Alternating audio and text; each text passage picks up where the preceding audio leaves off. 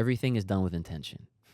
Episode 17's preview was to really draw us in, to lock us in, because the last 4 did not meet any kind of expectations at all. Despite how a lot of people were okay with them or whatever, doesn't matter.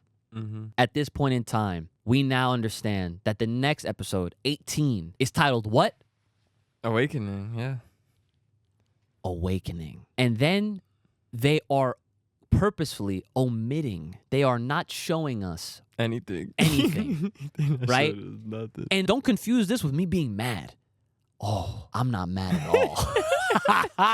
I am so thrilled. I was more excited for next episode after seeing that. Oh, yeah. We got something to look forward to again. All we know out of this episode is that it seems like it is going to be a one-on-one fight between Goku and GOMAH. Yeah. Super Saiyan 3 Goku, I should add. At this point, yes. In that preview, we just see a few shots between the fight that is going on between those two characters. We don't see any other character in that preview whatsoever. The focus is going to be 1v1 for now, and then we'll see what happens. And I said this in the reaction, and I'll say this again. I said that awakening could mean multiple things. Oh, that's that good. Yo. It's your boys. Brother Ooch. It's me. And we are the Full Power a Podcast. Let's go. Yes. We're back again once again. Oh, ho. Okay. Listen. Y'all already know what you're here for, all right? Y'all know the dealio, you know the drill. It's your boys, the Full Power Podcast, the most hype and entertaining anime-related and more podcast out here. We out here covering Dragon Ball Daima with episode 17. If you're coming from the reaction that we just dropped not too long ago, you'll know that that was a very, very exciting. And we needed an episode like that, okay? We absolutely needed an episode like that. But yes, before we get into it, because I definitely want to get right into it. Obviously, you see the plugs right here. We got Poggers, okay, right in front of Brother Ooch right there, okay? They are one of the latest and greatest affiliated partners, if you will. And so we have to, of course, shout them out. Poggers is a very, very tasty company, I will say. I have tried one of each of their mixes. They have energy, they have hydration, and they have sleep. And as a proud affiliate partner of theirs, I can say with full confirmation and full confidence that they are a very good product. There it is. Okay. So if you want to save some money and support your boys, use my code UCHIGANG, link in the description. Get yourself some energy, get yourself some hydration, and help your sleep out with their products. They have shakers. They also have, obviously, what I'm plugging. But it is tasty, and the ingredients are actually good for you. They're better for you, I should say, okay? So check them out. Let me know. And if you do get anything, I'll obviously know, but make sure you're tagging me wherever you're posting it, okay? Because I do like to see you guys with the product, not just me, but I want to see you guys have it as well. Okay, now that all that's out of the way, let's get right into it. Dragon Ball Daima, episode 17. Everybody, y'all already know. Okay, you already know what it is. This episode is an easy one to talk about, all right? It essentially started off exactly how we expected it to start, that there was going to be some sort of a fight. There was going to be some sort of, arrangement between the scuffle of who's going to get all 3 Dragon Balls, okay? Now, naturally, we had no idea who was going to be the one to start the fight, but when you look at it from going one after another, Goku started it off, then Vegeta got the next one, and so naturally Goku was like, oh, it's my turn, right? So that's essentially how it all starts out. Starts out with the decider of who's going to get all the Dragon Balls? Because, of course, Arinsu wants the 2 that they have, and, of course, Goku and the gang want the one that they have. And so, of course, there's a dispute. So how do we settle this? We're going to have to fight, right? Now, the funny thing is, originally, Majin Ku was trying to offer his services in fighting. Yeah. But Arinsu was already not like, nah. You can't go in there. You're better at shopping. All right, let's be real. So let's get Do in there. Do, of course, he's always hype, you know. Definitely love the energy from Majin Do. Big shout outs. Looking forward to seeing him in future games like Sparking Zero or whatever. But also, prior to the fight actually starting, they actually did confirm for us what Arinsu actually wants out of the wish for the Dragon Ball. She does not only just want to be the king, so the supreme demon king, or in her case, queen, but I guess it doesn't really matter because they say the Glins are genderless, right? Same shit. But she wants to make the demon realm be something that is feared across, like, essentially the multiverse, okay? She wants the demon world and the realm to feel more of a threat than how it's been in a state of peace. She doesn't want that. Yeah, the demon realm is not as scary as you Right. would think. Yeah, no, right it's now. not. Like, yeah. I can understand that. Right. Yeah. So that was established, which was really cool. So we definitely got that confirmation on exactly what she intends, which is nice. This episode was cool because they gave us like some reminders and some little refreshers here and there. They also made some jokes later on when we get to Goma and like how he got the third eye. And then Bulma was like, wait a minute, you definitely had that on your belt. And he was like, I don't know what you're talking about, type shit. Like, he wasn't trying to take responsibility for it. He had the sweat on his face, which is the clear indicator that he's trying to lie, right? He's trying to, like, hide it or whatever. So, okay. So now, all of the fluffy part of this episode out of the way. And we now understand, okay, there's going to be a fight. And we now understand that it's going to be Goku versus Majin Do. Now, what I do appreciate out of this is that this time when they did the halftime, they didn't do like the little insert clip where, you know, what they've been showing us, what they usually show us like every week when it's like, oh yeah, like here's the like, you know what I'm saying? Like, they didn't even do that. They just showed the graphic in the corner and they just went right to it. Yeah, that's true. I love that. That's true, yeah. But we knew it was halftime. Oh yeah, we knew it was halftime. By the time Goma came in, it was already half, bro. Oh yeah. So to even like just to I guess not really gloss over it, but we here at the very least made the prediction that whatever fight they're gonna have between Goku's side and Arinsu's side is gonna get interrupted. The episode itself is called Goma, so that's a clear giveaway. Yeah.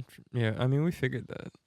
Exactly. Though. Exactly. Yeah. We figured that out very early on, and we were just like, all right, if this is gonna go down, then Goma has to win. He has to be so overbearingly powerful. Like, they're not gonna hype up this what was it, the Tertiary Oculus, Tertian Oculus, the evil third demon eye is, you know, the subtext of it or whatever.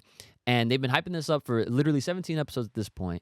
So this shit better be freaking worthwhile, okay? And I can confirm it is in fact worthwhile, all right? They did the thing. They did not let up, and they are making these characters struggle. Now, also the funny part is that Goma, I started mentioning this a little bit in the reaction, where Goma is, you know, he's new to his powers, right? So he's trying to really just test the waters. And in doing so, he also, you know, I guess you could take this as a shout out back to the Cell games or whatever, but he literally makes like an entire arena for them to fight on, which is kind of cool. It's like a nice little touch. It's like a very Dragon Ball-y kind of thing to do, where it's like, oh yeah, we need an arena. It doesn't happen in every arc, but you know, when it does, it's like, oh yeah, it's like a nod, you know, because, you know, Dragon Ball back in the day, it's like, you know, world tournament, arena, whatever, you know what I'm saying? So that was all cool and dandy, but man, dude, the overwhelming power and strength of Goma. I was so happy to see all these characters fucking struggle, dude. I really was. We know how this shit work, man. Oh yeah. You know what's supposed to happen in order for the next thing to happen. Exactly. and I'm so happy that that it's going this way. Like the one thing I guess you can call out is how when Vegeta decided to go head on into GOMAH, Vegeta was like kind of destroying some of the arena that he just built, and GOMAH was like, wait, like stop destroying it, whatever. Like he was like for a little bit, he fed into this part of him where he's very like meticulous. He's like, what are you destroying my nice things? Yeah. But that was soon killed off because it didn't even matter at that point, because I guess GOMAH was just so happy about how strong he was. It didn't even matter at that point. I mean, bro, they had, and I shit you not, guys, not, right? Every character that could fight was fighting. Mm-hmm. Funny enough, as I say that, that's also not even technically true because not Arinsu. Damn, I can't even remember her name now. Pansy. Yeah, Pansy's dad and They're on the sideline. the whole army ain't on the strong enough. sidelines. They're not fighting, right? I don't think they could fly. Is that? I think. Nah, I think they can a little bit. I don't even remember. Yeah, no, they could fly. They Okay. could fly. Yeah, because they got up to the stage True. to watch. Yeah. So they're all up on the stage now, and like they're trying to just be close, which is funny because like I remember like they went right up with Dende, and I'm just like, bro, they're about to be in the middle of a war, and you're gonna bring a baby to the damn thing, like that's kind of crazy. So the stage is literally set. Pun intended, not intended, it doesn't matter. The stage is set, and literally you have Goku, Vegeta, Piccolo, you have Glorio, you have Nahare, Shin, the Supreme Kai, who I will say, in my memory of all the years we've been watching Dragon Ball, I don't remember him ever throwing hands, or in this case, throwing ki blasts ever before. Yeah, no, he ain't never done nothing. Right? So I'm just like, oh shit, these are the stakes right here. You know what I'm saying? Like, this is literally what we want to see. We want to see them all have all hands on deck. And it was a treat, to say the least, because we get a sick ass shot of they're all on a little rock or something, and everybody's charging up their special attack. We got Goku with the Kamehameha, we got Vegeta with the Gallic gun, the special beam cannon coming, and even Glorio has his freaking Raikiri charging up, and then Nahare with his own little ki blast charge, and also the boos were there because Arinsu sent them in because she even realized how overwhelmingly powerful GOMAH is. Again, you have to build up characters like this and really acknowledge that, John, because otherwise no one will care. The audience will not care. And now I feel like people are going to really take GOMAH for something of an actual threat. Yeah. But we knew this. Yes. Like, we knew this had to happen. Yeah, it has to. Because it either goes one way or the other. Yeah. It's like, if he wasn't that strong, it would be like a fall off, and then we would look towards like who the next character in the show is gonna be the big boss. Yeah. But now he is the big boss, like officially as the Demon King, as he kind of should be. Right. But yeah. So we know who the big boss is now. So it's just a matter of time, and how we finish him off. It would be like I can say with confidence, like definitively, GOMAH is the final boss of this entire show. Like it would be so random at this point, even with 3 episodes left, 18, 19, 20. They don't have enough time. No, they definitely don't. I mean, even like the most, like I said, we said this on the Daima Post show, which we do on Sundays, so definitely tune in for those. Like I mentioned how it would be some wacky twist if somehow they were able to like knock the eye out of GOMAH and it ended up on someone else, like Arinsu, for example. And then she ends up being like the secret final last boss of the entire show, which somebody would have to put it on her though. So like, yeah, that's also true. Unless she made the boos put it on her or some shit like that. That's a whole nother thing. But I don't really see that happening. Because like this whole next episode's gonna be about Super Saiyan 3 Goku fighting GOMAH Third Eye. Yes. And then we'll see what happens, pretty much. Like, like so close. Like, we'll see what happens. Like, we'll see how much damage, if any damage, Goku could do to GOMAH. Mm-hmm. And then we just gotta take it, frame by frame. You just gotta take it frame by frame. Because I said it earlier. If Goma gets like hurt a little bit by Goku in this form, but then it pushes him to use more of his third eye power to then break Goku's limits or something like that, then that's the only other way I could see shit happen. But I mean, I still need to see a tail. I'm not saying no Super Saiyan 4. Super Saiyan 4 is not happening without a tail. It's just not happening without a tail. There's no purpose of it happening without a tail. That's fair. Because it hasn't happened anywhere else without a tail. You see what I'm saying? Yeah. So it needs it. Mm-hmm. It's a must need. Yeah. Accessory or whatever. No. I get what you mean. You know what I mean? I get what you mean. So yeah. So that's for Super Saiyan 4. Fusion, that's still. I feel like that might be more probable. You think so? Super Saiyan 4. And that's only because I say I need to see the tail. So unless we see a tail in 18, to go into 19 or some shit like that, then I'll be like, all right, that's the switch. You know what I mean? But honestly, seeing like a Super Saiyan 3 fusion between Goku and Vegeta would hit too. Oh yeah, that would hit. I'm sure that would be really nice. But we'll see if that happens. Okay, so. I will say also, in addition to this, breakdown of what's going on with this fight, there was a scene that I thought was so well done because it left us with such a suspenseful feeling. And this was at a part where Goma, again, flexing his abilities. He has all these different types of maneuvers that he can do. Not just being like super buff and strong, but like he can control people. He has the psychic. He has power. like a psychokinetic kind of whatever. He's able to just hold you like on some force shit, like it's Star Wars. That's if you're not strong enough to break out of it yourself. Yes, that's an important piece of detail that I'm glad you mentioned. And so like. Goku was already like kind of out for the count, it seemed like. All the other characters already got knocked back. Vegeta's out of the frame. Piccolo's out of the frame. Where is Glorio? Where is Nahare?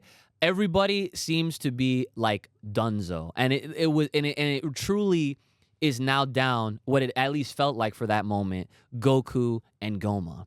And when Goma was about to deliver what seemed to be like his final blow, he gets saved by none other than Tamagami 1 and Do and Majin Do, which is sick. That was a crazy save. I can't. That was so cool. I knew at that moment something was gonna happen. Yeah, it was either he was gonna break out of it himself, turn Super Saiyan 3, block the shot. Mm-hmm. I didn't really know about a save though. Like I didn't know who was gonna come in. Like because Vegeta was out. Yeah, he was not coming in. Yeah.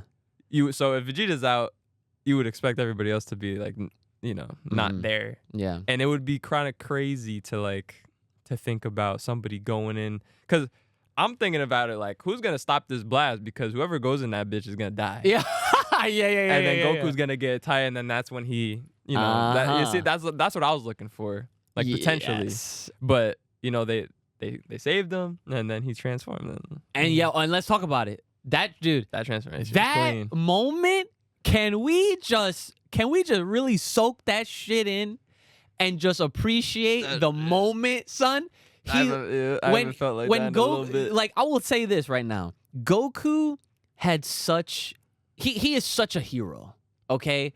And here's why I'm saying it like this, okay? In the moment, it almost seemed like he was so overwhelmed that he lost himself a little bit. But a lot of heroes go through that. And so for him to see a Tamagami he never even fought against and a guy who he was just fighting against save him at that moment. At that moment. At that moment, he realized that, this shit is going crazy. And quite literally, he says, I guess I have no other choice. Mm-hmm. And he powers up to Super Saiyan 3. Man. Still had it in his bag. Man. Man, listen, 17 episodes it took to see Goku and Super Saiyan 3 in this show. Vegeta did it in episode like 12, I think, 12 or 13. I already forget the number. But the fact that they saved it and he really whipped it out when he absolutely felt like it was necessary at a point in time where they could all just be dead. Dude, like, people got to take this show as a whole and really understand that Daima is such a fun ride, but it is giving a lot of things that I feel like fans would think that lost meaning again. And it is so good. I love it. It feels so, like, just to see him, he was struggling, he was restricted, and like, yo, the coloring and the animations, dude. That was peak. It was probably, honestly, it has to go up there. Because he broke out of the psychedelic bullshit. Yeah, he broke out of that shit. Trap. Yeah. GOMAH set on him with the Super Saiyan. And that is literally how the episode ends right there. Super Saiyan 3 Goku standing tall, looking strong as ever. Got that look. And he still has that look. Even as a kid, even as mini Goku, Super Saiyan 3. It's no different, man. No different. It's just the size. Same hair. Yep. Yeah, same hair. Look. Yeah, that's no eyebrow. Yeah. Yep. Yeah, no, he got the kill look. Now, hold on. So let me go back for a second. Now, I did mention how Tamagami 1 got thrown into the fight, right? Now, the interesting thing was that they had a little comedy moment between Neba and Tamagami 1. First of all, Neba kind of slid in and was like, right? Like, and then Tamagami 1 was like, me? Like I could fight. And Neba didn't say anything. He just did not use his words, and he kept winking. Yeah. And then he winked what seemed like a burst of power towards Tamagami 1. And Tamagami 1, we already saw that, yeah, he could power up too, but it's almost that, like, Neba, like, allowed it or awoken something. I think it was like an allowance type of thing. Yeah. Because his job is to protect the Dragon Ball. True, yes. And he's not known for leaving his station. You know what I mean? Yeah, that's a good point. So yeah, that's why he was probably acting like that. Right. And then it was just like, all right, yeah. Yeah, because that's his role. So yeah, you're probably right. So yeah, Neba probably just gave him that allowance to just be like, yeah, no, go help them because they're gonna need the help. But I want to point it out primarily because, again, this is another example of Neba just being like the puppeteer. He's the puppet master behind a lot of this. Like yes, in the face of all of it, you know, with the Tertian Oculus that GOMAH now possesses and is literally using before all of our eyes, in the face of it all, he knows that this is some serious shit. Yeah, no, he knows now. He definitely knows now. And so, being before it all, Neba is going to have to make some fucking decisions. He already made the decision to allow Tamagami 1 to fight. Yeah. Okay? And now he is seeing his creation basically getting put to the ground. Then he's going to see Goku get put to the ground. I mean, but yeah, that's what I'm saying. Like, we have to see how this performance is Super Saiyan 3 versus GOMAH, because that'll say a lot. Yeah. And then, you know, Neba gotta, you know, make some business decisions. Yeah. But yeah, I mean, episode 18 is gonna be an interesting one. It's gonna be a crazy one, I guess. Yeah. And so the last thing that I'll mention when it came to this episode in its entirety is, of course, the episode 18 preview. Now, the funny thing is, episode 17's preview was like double in length. It was like a 10-second preview, which is very rare. It's only happened, I think, twice in the entirety of Daima thus far. And they really marked this episode up.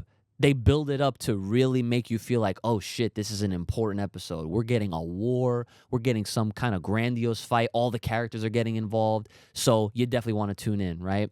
Now, the fact of the matter is this, guys. Okay, and I'm going to say this, so listen very carefully to what I'm about to say. And it might sound familiar, all right? Everything is done with intention. Okay?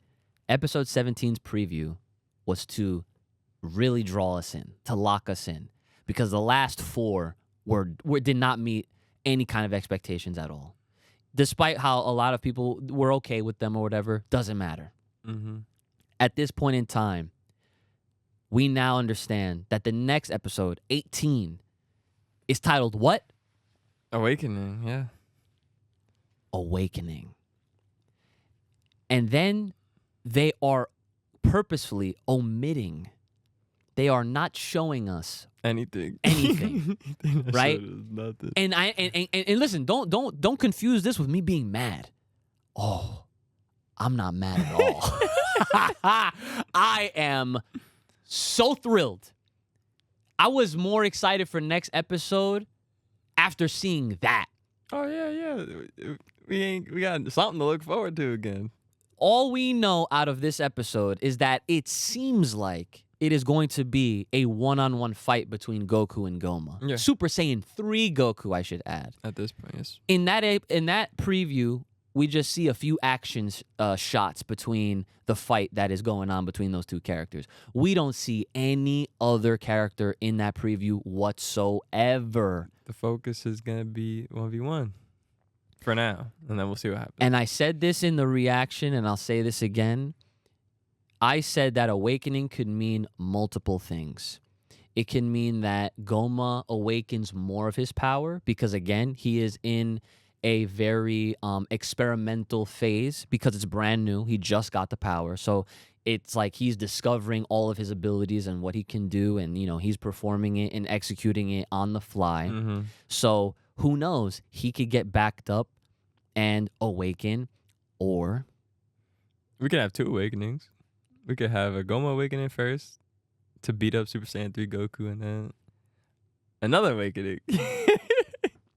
You know, the awakening we're looking for, but could just end up being a fusion. But Super Saiyan 4 would definitely hit. Okay. But I don't see no Super Saiyan 4 without a tail.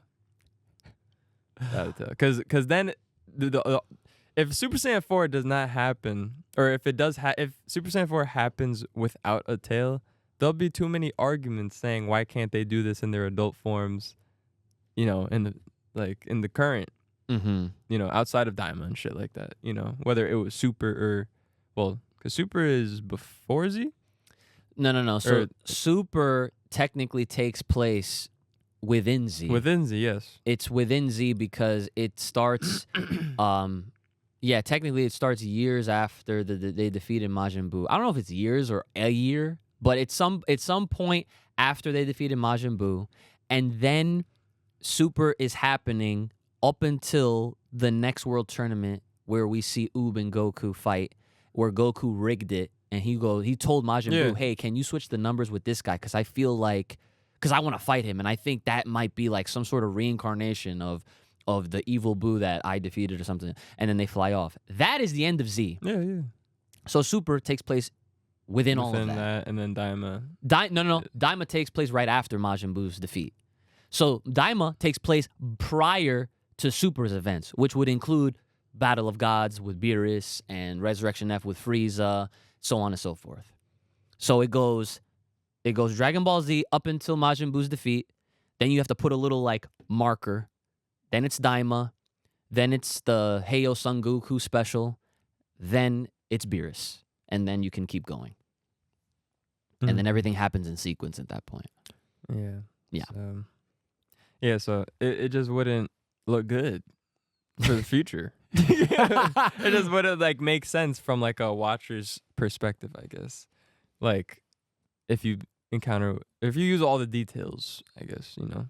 I mean, so like, that's going to be an issue if you're like a passive fan anyway, because like if you're watching this, like knowing about the things that have happened in Super, but you don't connect the dots and you don't properly know the times and the places in time where all of these events happen in the mainline continuity of the entire story of Dragon Ball, you're probably going to wonder like, wait, what? Like there's gonna be a lot of people that are questioning that. Like, here's a perfect example. I'm sure if we told Dad this shit, and if we explained to him and showed him that Goku goes Super Saiyan 4, he might even One of two things will happen. He might literally say, "Oh shit, like I didn't know he could go Super Saiyan 4. I thought that was like a GT thing." And then, or he'll be like, "Oh, wait a minute. Didn't he go like Ultra Instinct or Super Saiyan God? Like, what happened to all that?" And like, it'll just be like a question of like, what happened to all these other forms that we've seen him do that are presumably stronger than, you know, even what. But see, and this is where things get very interesting, because we are going into this with the assumption for off rip that we're getting Super Saiyan 4, right? Everybody's going into that, going into this with the assumption of that. But no one is even questioning the kind of power that Super Saiyan 4 is really all about in the first place. Because as far as we all know, and I made this connection last week when I was saying how when we are in this phase, you can say, where we are in a nostalgic era still, we are repurposing old ideas and making them feel refreshed and newer, okay? Again, if you don't know what I'm talking about, Frieza came back. Cell, in some way or shape or form, came back. And now look, Do and Ku are basically Boos, right? We are still all in that. You can count Broly in there. You can count whatever the hell else you want that I'm not thinking of at the top of my head.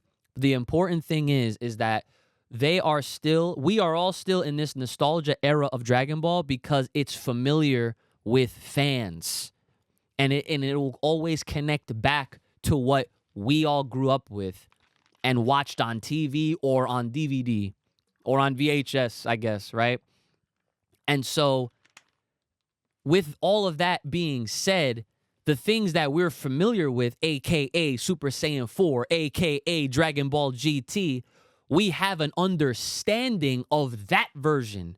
But no one is taking into consideration what the new version will actually entail and what that will do and what that will mean going forward, with an additional assumption of where all of this is happening. Because it happens before Super happens, people are writing it off. Like, oh, it's not going to matter because we have Super Saiyan God, we have Super Saiyan Blue, we have Ultra Instinct, we have Master Ultra Instinct, we have Ultra Ego, we have Super Saiyan Blue Kaioken, we have all this shit, okay? But the thing that no one is thinking of because of that is, imagine if Super Saiyan 4 is one of these new things, repurposed ideas, that in Toriyama's light, he actually makes it way more OD than it was in GT. And at the same time, gives some sort of provided context that'll explain why we've never seen it again. That's the part that we're all waiting to see if it does turn out to, you know, go in that direction. But we'll see what happens. That'll be an interesting thing. So, yeah, I don't know, man. Super Saiyan 4 is like, it's all about the Ozaru at the end of the day. Correct. For the most part. So It's just like, if you want some Naruto shit, right, with the Ozaru inside him and shit like that. Kurama, correct, yeah. You know what I mean? Mm-hmm. Represent. Mm-hmm. Represent. Yes. Yeah. So unless you have that perspective with Dragon Ball, I guess, and you know I don't know, man. Like, unless you have that idea of the Ozaru, you know, within Goku, Vegeta, all the Saiyans and shit, it's their job or their potential to unlock it.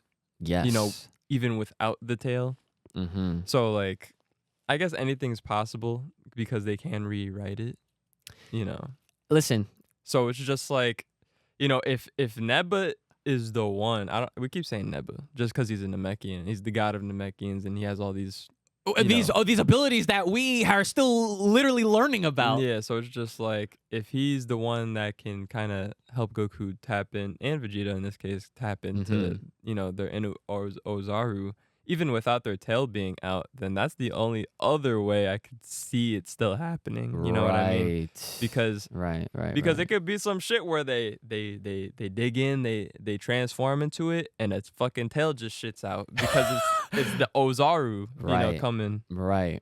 So that's the other alternative, I guess.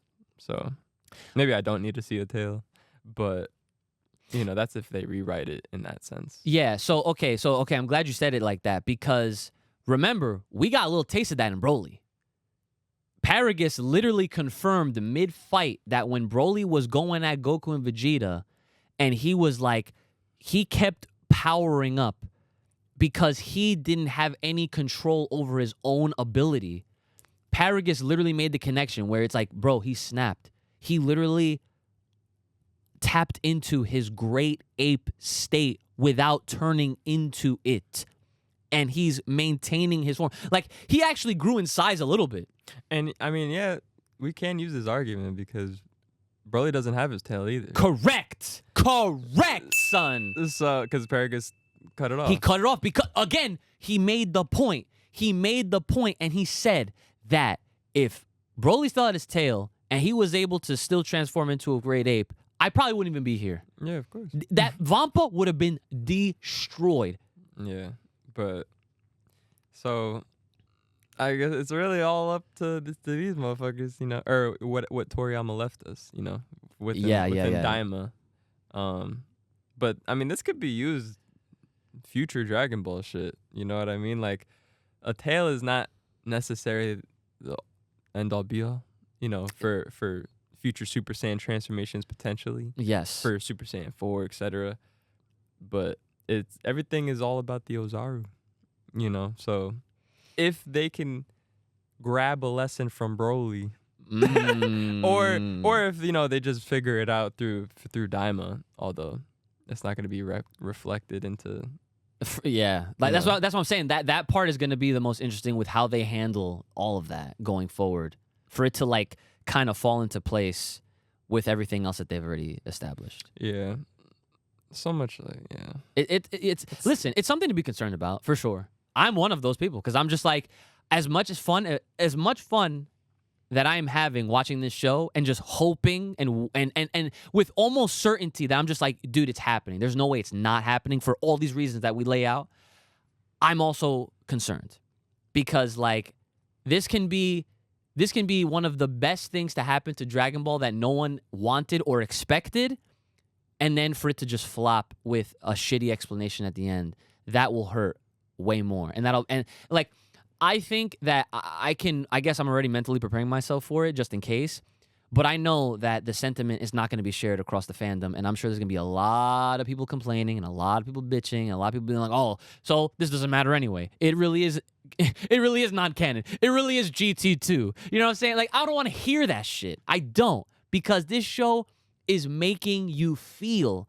It's turning the haters and the people that were sleeping on this show into regular customers. They were returning customers, that they were coming back every week and seeing how this shit develops. And for those rare ones that haven't even started this shit, that are waiting for it all to drop, I'm sure once next week's episode happens, and if it happens the way that we anticipate it to happen, there's no hiding from it. The internet will break next week. It's gonna break. It's gonna break.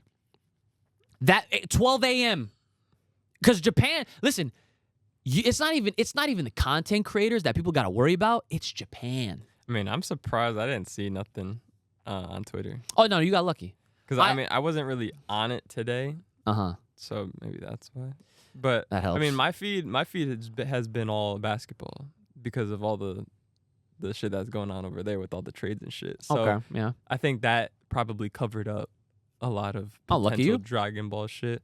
But going into next week, I probably should stay away. I'm telling you guys right now, it's not me you have to worry about. It's not Geekdom you have to worry about. It's not hype. It's not a single person in this community that you have to worry about. It is Japan themselves. Because every week, consistently, has not changed. They have spoiled their own episodes before the motherfucking shit airs. And even if, like, the timing or whatever, I don't know exactly how it works, but, like, say it airs. Even if once the episode was done airing, they put out all the social posts. And because they are 12, 13 hours ahead of East Coast United States, we still see that because it's not like the internet goes to sleep. And so before the episode even gets put out on the Crunchyroll and all these other streaming platforms, we'll see it. It's because, what? I mean, they want to be the first one to probably, spew out all the information about the episode, so that's why they do it. Dude, and that's what I'm saying. I'm putting this out there, guys. You're listening to this. You're watching this. Listen, next week, do yourself a favor. Try your best. Challenge yourself. Get the fuck off your phone. I'm not even going to say social media, but just get off your phone, get off your computer, your internet. Just don't do it. If you want to preserve your experience with what could really potentially happen, you want to do yourself a favor, and you're going to thank us later. Because I'm sure it'll be way more exciting for anybody to just log into Crunchyroll next week to see what the hell we are calling with heavy anticipation, and it'll all be worth it. It'll be way better than instead to, out of habit, wake up, go to your phone, mindlessly or like without even realizing it, just turn on whatever it is, Twitter, Instagram, Facebook, it doesn't matter. Everybody will be talking about this, and everybody will show pictures. Dude, this is literally, I forewarned everyone in the reaction. I said I did see one thing, and the one thing I saw was Goku Super Saiyan 3, which guess what? That was the fucking last frame of the episode. Mm-hmm. Right? So it didn't spoil it. I already warned everyone. I'm like, yo, I saw the picture. I didn't see how it happened, and that's what was hype. You know what I'm saying? But I don't want to see a single thing. Next week, and it's going to be hard. You know why? It's Valentine's Day. Oh, yeah. It's Valentine's Day, and I'm not, and I don't work Fridays. You work Fridays, but I don't work Fridays. So, you know how I'm going to really have to navigate how the fuck I'm even going to do that. I might not even stream on that morning. If I have an opportunity to stream, I might skip a stream. I don't want to take any risks of getting anything spoiled for me. I promise you, I will not go on nothing. If you need to talk to me, reach out. If you have my number, reach out. A lot of you don't. So that's how I know ain't going to be fucking reaching out. Okay? But if anybody sees shit and they dare to DM me, be warned. Be fucking warned. Because listen, I'm not going to be opening no apps. And everyone wants to try it. You want to get that quick ban. That quick. Okay, then I don't want no trouble. Okay? I won't hurt no one's feelings. But I'm telling you, next week, it's the week. Episode 18 is about to really, really break the fucking internet. And I'm going to be real right now. Once we see it, bro, I'm not responsible for what gets put on that thumbnail. I'm not. Because guess what? I'm sure Japan already fucking ruined it for everybody, and everyone else ruined it for everyone else anyway. And I'm sure there's going to be loads of other creators that are going to, like Geekdom, like any other reactors, any other reviewers, everyone's going to want to get that number. That high number, that high click rate, all that shit. So they're gonna be the first ones to put it in? They're gonna be the first ones. So by the time we get to it, we ain't even gonna get to it. But by the time we get to it, I don't want to hear shit. This is your warning. This is your warning. Do not come at me. Do not come at us for what you may see on a thumbnail. Okay? I'm just saying, because at that point, the majority of the planet will have already seen this episode. 100%. By the time, full disclosure, by the time we actually get, the episode releases around 1 to 1:30 p.m. Eastern time. If you're, yeah, if you watch it live from a Japanese streamed feed that, is not legal, right? Let's be honest. You're watching without subs, but you're watching it earlier in the morning. So you're looking at maybe 10, 11 a.m. Eastern time. And those motherfuckers, they're the ones that also post pictures. I'm just saying. And also, it would be nice for all the people that really do be sharing shit. I mean, I'm sure they know this. It's fair game if the official accounts are sharing it. That's the unfortunate rule. Marvel handles it a little better. Marvel actually tries. Whenever there's a big movie, they're like, okay, guys, spoiler-free posts and talking for 2 weeks. And there's a lot of people that do honor it. And I'm one of those people because I'm like, okay, if the officials want to preserve their own shit for the sake of people being surprised and excited and all that, I abide by the rule. I'm like, yeah, I'm not trying to ruin no one's fun. But if the second, like, okay, perfect example. No Way Home, Spider-Man. When the other two Spider-Man were officially revealed, fair game. Like, I didn't say shit. I was just like, this is the greatest movie of all time. And for those that knew, they knew, right? I was so hyped. I was so excited because I called it. For 2 years, I was like, dude, we're getting all this. We're getting the other Spider-Man. When's the next Spider-Man movie coming? Next year. These motherfuckers take too long, bro. They're setting up. They're cooking. They're cooking. Trust me. But and here comes now. Literally, when it comes to Japanese companies, especially the ones that handle Dragon Ball, that's a different story. The second some shit happens, like a movie could come out, they'll spoil it right then and there. They don't care. They will reveal it because to them, they're just like, oh, we're going to give you a reason to go see it. But at the same time, it's like you're literally sacking someone's experience to see it fresh with like, you know, like, and I always bring this up. Imagine if somebody went to go see the Broly movie without seeing any trailer, without seeing any news on it, and they get handed that free pamphlet with a card, and it was Gogeta Super Saiyan Blue on there. Yeah, no, I just killed the whole fight. And I killed, exactly. Imagine, and you just like, I didn't know, right? But now you knew because you see it. It's right in front of you, and it's like that was a big surprise. That was spoiled. That would suck, right? So again, I'm saying all this to preface. By the time we release the reaction, it's going to more than likely feature some shit that everyone will have already seen. So make sure, do yourself a favor, avoid social media, avoid the internet, avoid anywhere where you could possibly get spoiled, and just watch the episode as soon as you can. That is the best form of advice I can give you guys, because by the time, I'm telling you this, by the time we get to it, it is completely fair game. You should probably, turn off that notification bell too. Dude, yeah. Because some of them motherfuckers will put Super Saiyan 4 in the title or some shit like that, you know, that automatic spoil. So here's another quick tip. Instead of having to go in, unless, like, you know, I know that's for some accounts you can, like, turn the bell on and you'll get, like, alerts for certain accounts. Yeah. All you got to do, the quick workaround, just go into your settings. Go into your settings, turn off notifications on the app. Yeah. On each individual app. And if you really want to be careful, just turn notifications off on everything. You don't want to get no chances. I'm telling you, episode 18, guys. Episode 18. It's gonna be crazy.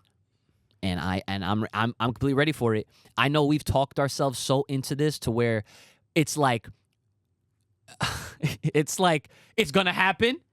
There's a chance that it might not, but you know, before I forget, this is one other thing that I did want to mention.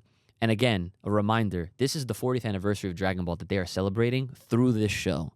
Daima is giving us example after example, reference after reference, callbacks after callbacks. They are literally trying to point back to a lot of different moments and things that have happened in the entire history of Dragon Ball. And what's the one thing we have not seen? Super Saiyan 4. Besides that, it relates to it, though. Relates to Super Saiyan 4? Yes. The ape? Correct. Ozaru? A great ape transformation. Right. And y'all already know what happens after that. So I will leave y'all with that. And, of course, it is now that time for your Patreon shoutouts. Okay, are you ready? Yeah. If you want to hear your name shouted out at the end of these, make sure you go over to patreon.com/Full Power Podcast. Let's go, come on. Jayante Sheridan. Anthony Parker. Park that bitch. Lord Payne. Bending these nuts. Worsen the Demon. Demon time. Jarek Rivera. Mr. Back again once again. Back again once again. Odd Man Out. Never count him out. Billy Hamball. Smack that man. The Soul Awakens. Wake your ass up. Super Saiyan Saul. Super Saiyan. Travis Boyette. Vegeta Uchiha. And we got one more. You know who this is. Let's go and stand up for Juice. Juice. All right, guys. Girls. Want to give a big shout out to all y'all that have been supporting over on the Patreon page. If you want to become a thriving Azora, you want your extra bonus content, you want your behind the scenes action, and you want to support the boys, the gang, then make sure you're hitting us up over on that Patreon page. Link in the description below. And another quick shout out to Poggers. Put them up. Show that up right there. We got the mixers. We got that energy. I'm telling you guys, you're going to want to look into Poggers. Tasty, healthier for you types of mixes for your water, for your hydration, for your energy, and for your sleep. And like I mentioned in the reaction, you're probably going to need all three after next week's episode. Okay? So make sure you're using my code UCHIGANG to save yourself 10% on your entire order. And tag us. Let us know if you do get something. And as always, it does support us directly. So again, shout outs to Poggers for being an affiliate partner over here on the Full Power Podcast, and obviously through me. But, Brother Uch, do you have anything left for the people at home? Just stay fresh, stay clean, get yourself a nice fucking cologne, get ready for next week. Oh, yeah! Let's go! Get ready for next week. And as far as I'm concerned, guys, to add on to the Lethal Iceman right here, last reminder, you guys know what to do. Turn off all notifications. Make sure you are staying safe. Make sure you are nice and healthy. This is not something you're going to want to miss. And as far as everything else goes, make sure that you keep it on moving and stay strong. And just like how Goku was in the eyes of defeat, he still said, "Not today, nigga." Let's go. All right, and on that note, it's been your boy, Ooch, the Lethal Iceman, Brother Ooch. Make sure you guys are taking care of yourselves. May the power protect, keep it locked, loaded right here on this channel. Stay safe, stay clean, and stay the hell inside. And we'll see y'all next time.